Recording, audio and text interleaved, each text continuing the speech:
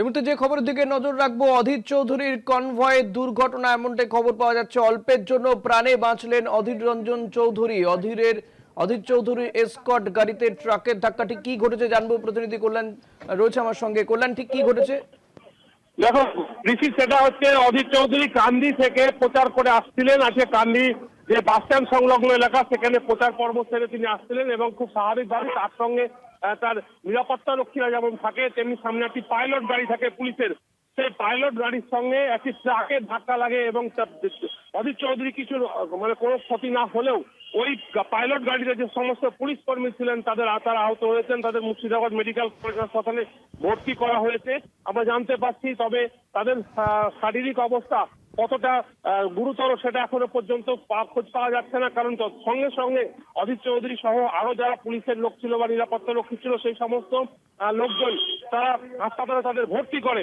এবং দেখা যাচ্ছে যে গাড়িটি ধাক্কা লেগেছিল সেই ট্রাকের সামনে কাঁচগুলো পুরো ভেঙে গেছে। অধীর চৌধুরী সহ কংগ্রেসের লোকের বক্তব্য যে এই ঘটনার পেছনে অন্য কোনো কারণ রয়েছে কিনা বা এই ঘটনা আকস্মিক দুর্ঘটনা সেটাও তদন্ত করে যেমন পুলিশ দেখছে, তেমনি কংগ্রেসের পক্ষ থেকে বলা হয়েছে যে এই গাড়িটিকে যে গাড়িতে ধাক্কা লেগেছে সেই গাড়িটি ড্রাইভার কিভাবে আসছিল।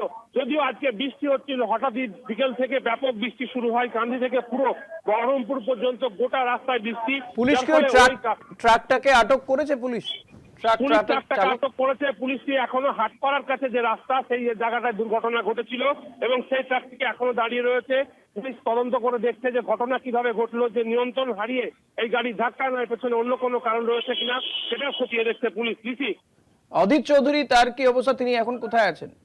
অধীর চৌধুরী এই মুহূর্তে যেটা জানা যাচ্ছে উনি গেছিলেন হাসপাতালে এবং হাসপাতাল থেকে তিনি এসেছেন পার্টি অফিসে, তিনি খোঁজ খবর নিচ্ছেন। তার যারা লোকজন ছিল অর্থাৎ সামনে যারা নিরাপত্তা রক্ষী ছিল তাদের কেমন চিকিৎসা চলছে তাদের সম্পর্কে নিচ্ছে। তবে অধীর চৌধুরী সহ কংগ্রেসের লোকের বক্তব্য যে পেছনে অন্য কোনো কারণ রয়েছে কিনা, কারণ অধীর চৌধুরী গাড়িতে ধাক্কা মারার কোনো উদ্দেশ্য ছিল কিনা সেটাও তাদের তদন্ত হওয়া উচিত। পুলিশ নিরপেক্ষ তদন্ত করুক, এটা তো দাবি তুলছেন অধীর চৌধুরী, পাশাপাশি অধীর চৌধুরী যারা কংগ্রেস তারাও। ধন্যবাদ কল্যাণ, কথা বলছিলাম প্রতিনিধি কল্যাণ চন্দ্রের সঙ্গে।